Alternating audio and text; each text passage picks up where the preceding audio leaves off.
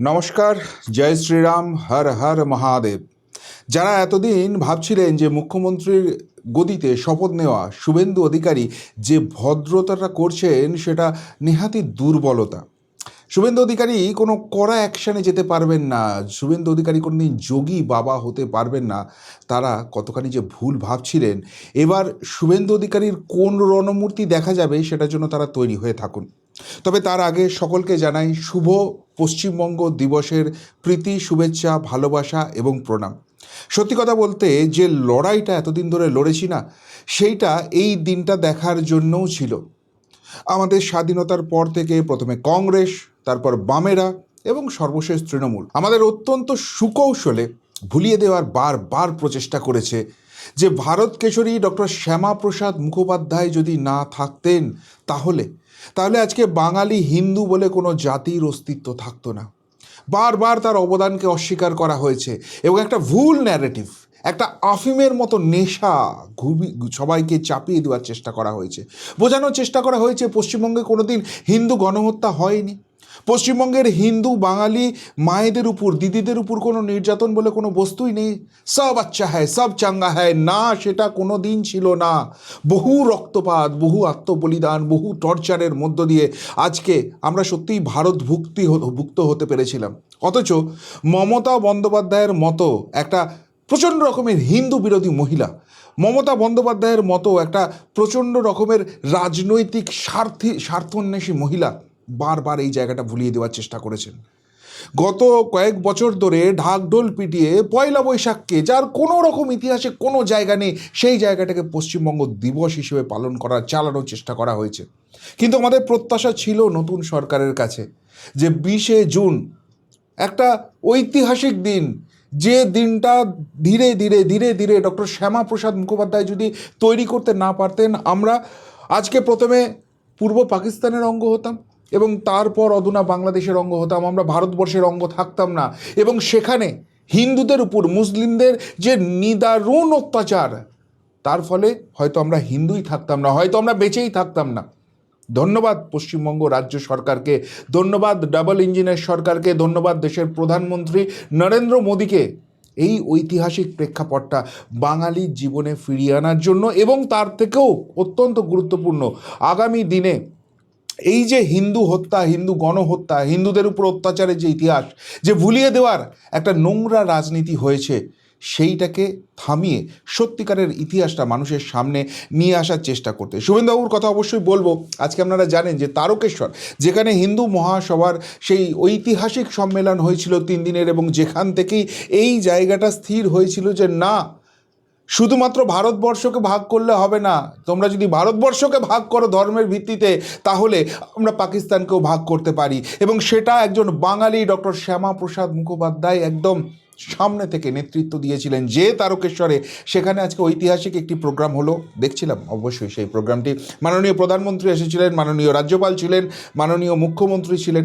এবং শুধু তো এই দিনটার ঐতিহ্য মনে করিয়ে দেওয়া নয়, শুধুমাত্র এই দিনটাকে সেলিব্রেট করা নয়, সম্মান জানানো নয়, তার সঙ্গে একটা রাজ্যের তো এগিয়ে যাওয়ার ব্যাপারও রয়েছে। সেই জায়গাটাতেও মাননীয় প্রধানমন্ত্রী নরেন্দ্র মোদী কতখানি আন্তরিক, সেটা আজকে তারকেশ্বর থেকে গোটা বাংলা, গোটা দেশ দেখলো।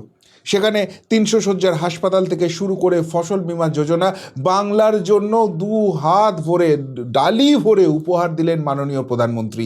এটাই তো আমরা চেয়েছিলাম, এটাই তো আপনাদের বারবার বুঝিয়েছিলাম যে ডাবল ইঞ্জিন সরকারের ফায়দাটা ঠিক কোনখানে আছে। এই সব সময় কলতলার ঝগড়া করে যাবে মমতা বন্দ্যোপাধ্যায় এবং তার সঙ্গী সাথীরা, তার চেলা চামুন্ডারা 2 হাত ভরে লুট করে যাবে, সাধারণ মানুষের উপর অত্যাচার করে যাবে। আর কেন্দ্র যে টাকাটা পাঠাচ্ছে, সেটা যখন কেন্দ্র হিসেব চাইবে, তখন মমতা ব্যানার্জি কলতলার ঝগড়া করার মতো নোংরামি করে যাবে এবং তার জন্য বাঙালিকে ভুগতে হবে। সেই দিন শেষ। আজকে কেন্দ্র রাজ্য সমন্বয় হয়েছে এবং দেখুন এই 1.5 মাসেই কিন্তু তার একটা ফুল ফুটতে শুরু করে দিয়েছে। ডেফিনেটলি অনেকগুলো জায়গা নিয়ে প্রশ্ন আছে, সেগুলো নিয়ে পরে আলোচনায় আসছি, কিন্তু ডেভেলপমেন্টের জায়গা না, সেখানে কোনো কার্পণ্য নেই। এই দিনটাই তো দেখার দরকার ছিল।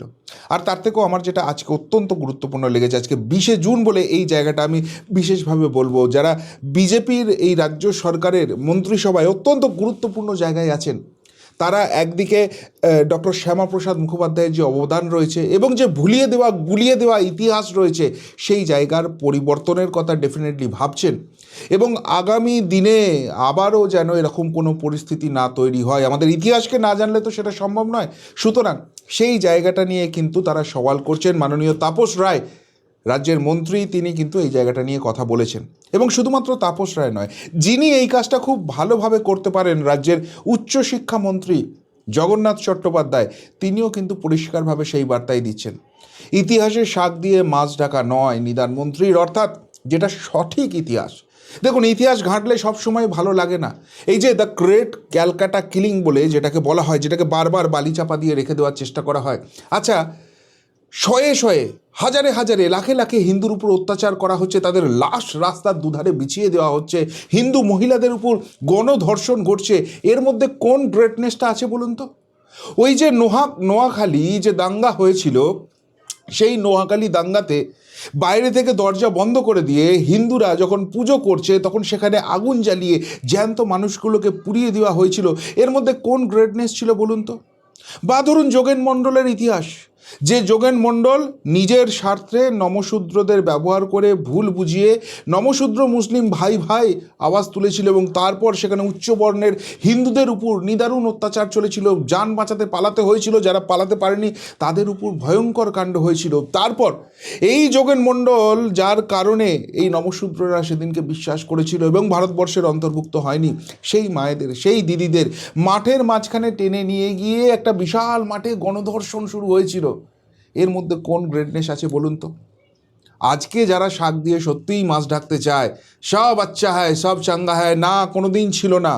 অনেক রক্তক্ষরণের মাঝখান দিয়ে আমাদের এই ইতিহাসটাকে পেতে হয়েছে, আমাদের আজকের জায়গাটা তৈরি হয়েছে। সেগুলোকে ভুলে গেলে চলবে না। যতই সেগুলো পড়লে গা শিউরে উঠুক, সেই গা শিউরে ওঠাটারই দরকার আছে। যদি সেটা না হয়, তাহলে কেন এখানে দরকার ডাবল ইঞ্জিনের? কেন এখানে কংগ্রেস, বাম বা এই তৃণমূলের মতো যারা রয়েছে তারা আসলে ভণ্ডামি করছে, বাঙালি হিন্দুকে ঠকাচ্ছে? সেই জায়গাটা তো কোনোদিন সামনে স্পষ্ট হবে না। যাই হোক, সেটা ক্লিয়ার হয়ে গেছে। কিন্তু একদিকে যখন এই গ্রেটনেস চলছে যে সত্যিই পশ্চিমবঙ্গ দিবস 20শে জুন, ডক্টর শ্যামাপ্রসাদ মুখার্জি, ভারত কেশরী, এই জায়গাগুলো যখন আমরা সম্মানের সঙ্গে পালন করছি, তখন কিন্তু বুকের মধ্যে খচখচ করছে অন্য জিনিস। বাগনান থেকে শুরু করে দমদম, বিগত বেশ কয়েকদিনে এমন কিছু ঘটনা ঘটে গেছে যেটা নিয়ে কিন্তু সত্যিই বুকের ভেতরটা খচখচ করছে। আমরা সকলেই জানতাম যে 4 মে 2026 যদি পশ্চিমবঙ্গে পরিবর্তনটা না হতো, তাহলে হিন্দু বাঙালিদের লাশ দুধারে বিছিয়ে রাখা হতো। ওই ফেরেববাজ ভাইপো অভিষেক ব্যানার্জি বলে রেখেছিল না, 4 তারিখ 12টার পর ডিজে বাজবে, অর্থাৎ তার জেহাদি বাহিনী কিন্তু পুরোপুরি তৈরি হয়েছিল হিন্দুদের শেষ করে দেওয়ার জন্য।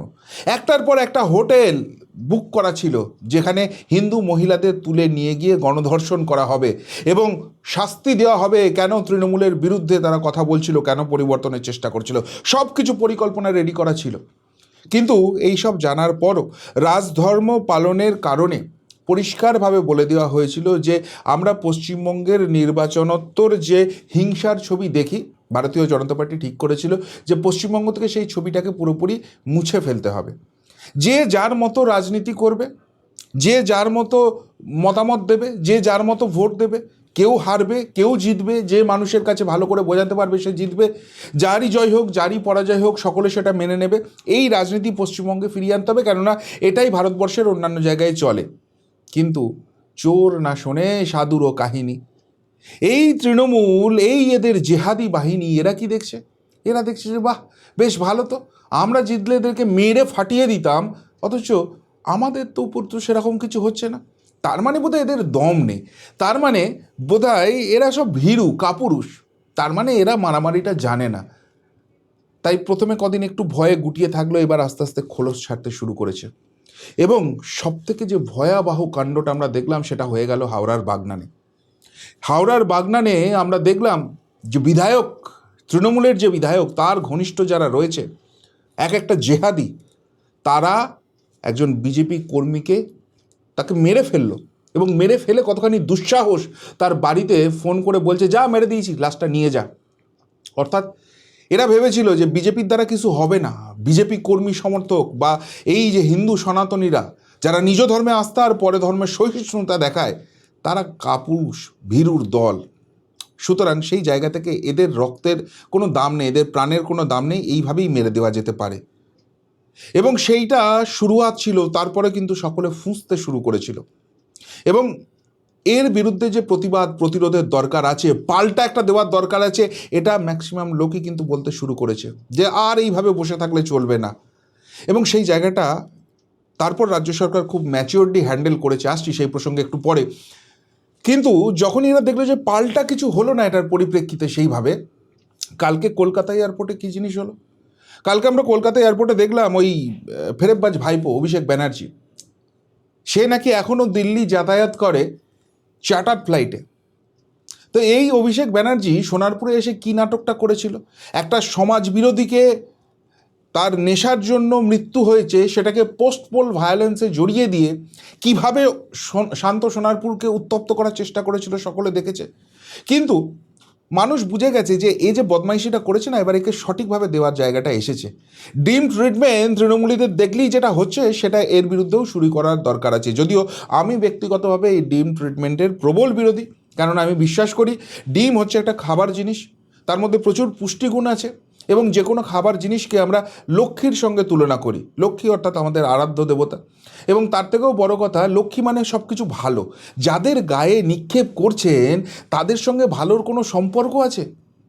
এরা তো সব কটা এক একটা ফেরেববাজ, তোলাবাজ, এদের হাতে হিন্দু অত্যাচারের রক্ত লেগে আছে। তাহলে এরকম অসাধু ব্যক্তির গায়ে ডিমের মতো একটা পুষ্টিগুণ সম্পন্ন জিনিস নিক্ষেপ করে সেটাকে নষ্ট করা উচিত নয়। বহু মানুষ খেতে পায় না। হ্যাঁ, যদি প্রতিবাদ প্রতিরোধ করতেই হয়, আরও অনেক জিনিস আছে ছোঁড়ার জন্য, নর্দমার পাঁক আছে, সেই সব নিয়ে ভাবনা চিন্তা করতে পারেন, ডিম নষ্ট করবেন না। তো যাই হোক, এই ডিম থেরাপি এই অভিষেকের উপর হবে নাকি এরকম হয়েছে। এবং আমরা দেখলাম যে তৃণমূলের প্রচুর কর্মী সমর্থক তারা এসে গেল, এবং তাদের কি অ্যাটিচিউড, মনে হচ্ছে রাজ্যে তৃণমূলই ক্ষমতায় আছে, মনে হচ্ছে সমস্তটা তারাই কন্ট্রোল করছে। এবং সেখানে যেভাবে তারা জেহাদিগিরি করলো, এবার এক নম্বর কথা হচ্ছে তারা এই মারামারি করার সাহসটা পেল কোথা থেকে? এয়ারপোর্ট যারা যাতায়াত করেন তারা রীতিমতো টাকা পয়সা খরচ করেন, তবে ওইখান দিয়ে যেতে হয়। প্রচুর ভিআইপি মানুষের যাতায়াত থাকে ওখান দিয়ে, প্রোটোকল থাকে, সেই সব ভেঙে এই তৃণমূলের জেহাদি মালগুলো ওখানে পৌঁছলো কী করে? ওই অসভ্যতা শয়তানি বদমাইশি করে পুরো জায়গাটাকে একটা ধ্বংসস্তূপে পরিণত করার যে পরিকল্পনা করেছিল সেটা করলো কী করে? এই নিয়ে প্রচুর প্রশ্ন উঠছে। এবং প্রথমেই আমি দেখলাম ওখান দিয়ে বেরোচ্ছিলেন তখন ডক্টর সুকান্ত মজুমদার, কেন্দ্রীয় প্রতিমন্ত্রী, তিনি কিন্তু একটা বড় কথা বললেন যে ভদ্রতাটাকে দুর্বলতা ভাববেন না। এবং এটাই আজকে কিন্তু পুরোপুরি স্পিরিট হয়ে গেছে। কেন বলছি এই কথাটা? আমরা দেখলাম মাননীয় শুভেন্দু অধিকারী মুখ্যমন্ত্রী, যার বিরুদ্ধেও অনেকে অভিযোগের আঙুল তুলছেন যে আপনি তো বলেছিলেন সকালে জমা করে বিকেলে খরচ করে দেবেন, আপনি তো বলেছিলেন যোগী বাবা স্টাইলে চালাবেন, যোগী বাবা হওয়া এত সহজ জিনিস নয়। দেখুন, একটু ঠান্ডা মাথায় পুরো ব্যাপারটা ভাবুন। আমি যদি ভুল হয় সেটারও সমালোচনা করব, ঠিক হলে সেটাও তোমাদের দেখতে হবে। এখানে একটা যে এইভাবে মেরেছে জেহাদি বিজেপি কর্মীকে এবং বলছে যে এসে লাশটা নিয়ে যা, এখানে কিন্তু একটা ধর্মীয় অ্যাঙ্গেল লেগে যাবে, এবং সেখান থেকে উত্তেজনা বাড়বে, পরিবেশ পরিস্থিতি অশান্ত হবে, এবং সেই জায়গা থেকে আরও হিন্দুর প্রাণ যেতে পারে। সুতরাং রাজ্যের অভিভাবক হিসেবে, রাজ্যের মুখ্যমন্ত্রী হিসেবে শুভেন্দুবাবুর দায়িত্ব কী ছিল? আগে পরিবেশ পরিস্থিতিকে ঠান্ডা করা, এবং যারা যারা আছে তাদেরকে এবার সঠিক আইনের আওতায় এনে ব্যবস্থা করা। এবং যে পরিবারটা চলে গেছে, টাকা দিয়ে ক্ষতিপূরণ হয় না, কিন্তু তাদের পাশে রাজ্য সরকার যে আছে এই জায়গাটার একটা চেষ্টা করা, এই বার্তা দেওয়া, প্রত্যেকটা কাজ কিন্তু করেছেন। সেখানে গ্রেপ্তারি শুরু হয়েছে, সিআইডিকে তদন্তভার দেওয়া হয়েছে, প্রথমে 8 জনকে গ্রেপ্তার করা হয়েছিল এবং তারপর সংখ্যাটা বেড়েছে। আমি শেষ খবর পেয়েছি 20-22 জন অ্যারেস্ট হয়ে গেছে। এবং যারা যারা করতে পারে আগামী দিনে বা পুরাতন ইতিহাস যাদের রয়েছে এই ঘটনার সঙ্গে হয়তো সরাসরি এখনও যোগ পাওয়া যায়নি, প্রত্যেকে মনিটরিংয়ে আছে। এই সিস্টেম পশ্চিমবঙ্গে চলতে দেওয়া যাবে না। দেখুন, চরমপন্থায় যাওয়া যেতেই পারে, কিন্তু চরমপন্থায় যখন কোথাও যাওয়া হয় তখন তার একটা কনসিকুয়েন্সও থাকে, এবং সেই কনসিকুয়েন্সে যদি সত্যি সত্যি হিন্দুরা আবার অত্যাচারিত হয়, তাদের প্রাণ চলে যায়, তার থেকে খারাপ কিছু হয় না। প্রথমে ভদ্রতা করে দেখা হয়েছে, কাজ হয়নি, এবার একটু কড়া স্টেপ হচ্ছে, তাতে যদি কাজ হয়ে যায় ভালো, যদি না হয় আলটিমেট স্টেপটা পড়ে আছে, একটু সময় দিন সরকারটাকে। শুধু এইটুকুনি বলবো, যেটুকুনি খবর আমি পেয়েছি, সকলকে সংযত থাকার যে নির্দেশ দিয়েছেন বা বার্তা দিয়েছেন মুখ্যমন্ত্রী, সেটা কিন্তু অত্যন্ত গুরুত্বপূর্ণ এই ক্রুশিয়াল টাইমে। এবং শুধু এই জায়গায় নয়, এরপর যে কলকাতা বিমানবন্দরে যে অসভ্যতাটা অভিষেকের নির্দেশে অভিষেকের বাহিনী এসে করলো, যে বদমাইশিটা করলো, যে ক্যাওসটা তৈরি করার চেষ্টা করলো, এবং আমি বলবো এটা জাস্ট ট্রিগার পয়েন্ট। এরা দেখছে এবার এই দিকেই একটু একটু করে এগোবে। এতদিন মমতা ভয়ে ঘরে ঢুকেছিল, এবার বেরোতে শুরু করেছে রাস্তায়। অভিষেক দেখছে আমাকে ডাকাডাকি হচ্ছে, কিন্তু অ্যারেস্ট তো হয়নি। সুতরাং এবার ওর ওই যে জল্লাদ বাহিনীগুলোকে নামাচ্ছে, যারা এই ধরনের বাঁদরামি শুরু করবে, রাজ্যটাকে উত্তপ্ত করার চেষ্টা করবে, তাদের ছবিটা খারাপ হবে রাজ্যটার। এখানে যে ইনভেস্টমেন্টের এত প্ল্যান হচ্ছে, সেগুলো সব হয়ে যাবে। রোজই তো পশ্চিমবঙ্গে অগ্নিগর্ভ পরিস্থিতি হয়ে আছে, এইসব নিয়ে কথা উঠতে শুরু করবে। সুতরাং খুব মাইনিউটলি, খুব ঠান্ডা মাথায় জিনিসটাকে এখন হ্যান্ডেল করতে হচ্ছে, এবং সেটাই রাজ্য সরকার করছে। কলকাতা বিমানবন্দরের বাইরে অশান্তির ঘটনায় ধরপাকড় শুরু পুলিশের, ধৃত ব্রাত্য ঘনিষ্ঠ তৃণমূলের নেতারা। মানে বুঝতে পারছেন কারা কোথা দিয়ে করতো। এতদিন ব্রাত্য বসু ওখানে এইসব গুন্ডামাস্তানদের কাজে লাগিয়ে ভোটে জিততো, এই অভিযোগ তো বারবার আমাদের কাছে এসছে। ব্রাত্য এবার ভোটে হেরে গেছে। ব্রাত্যকে সকলে ভৃত্য বলে, কেননা চটি চেটে মন্ত্রিত্ব নিয়ে চলতো।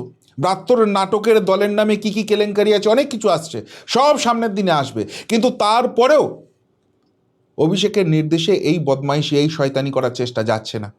সুতরাং পুরো ব্যাপারটাকে অনেক মাইনিউটলি হ্যান্ডেল করতে হচ্ছে।